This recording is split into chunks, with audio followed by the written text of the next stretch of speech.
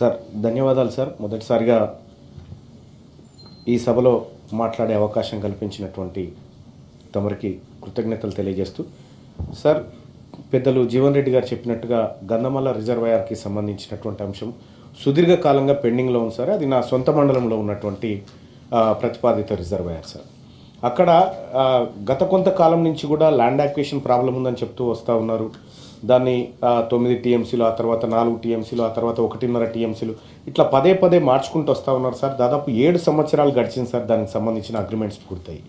కానీ నేటి వరకు కూడా గంధమల్ల రిజర్వాయర్ నుంచి ఎలాంటి ఒక కార్యక్రమం జరిగినట్టుగా కనిపించట్లేదు సార్. సో గత పాలకుల నిర్లక్ష్యమా ఏం జరిగిందనేది పక్కన పెడితే, వాస్తవానికి అక్కడ ఉన్నటువంటి ఆలేరు నియోజకవర్గానికి ఉన్నటువంటి ఏకైక ఒక పెద్ద సోర్స్ అవుతుంది సార్ గంధమల్ల రిజర్వాయర్ జరిగితే.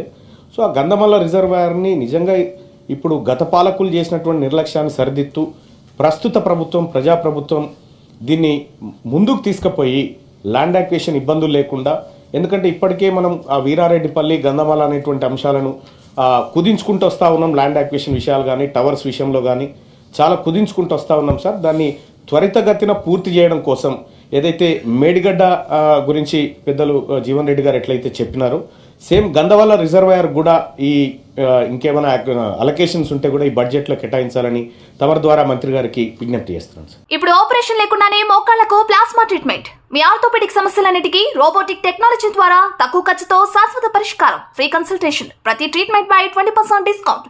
ఈ ఆఫర్ కొద్ది రోజులు మాత్రమే, త్వరపడండి. V9 hospitals 9281465842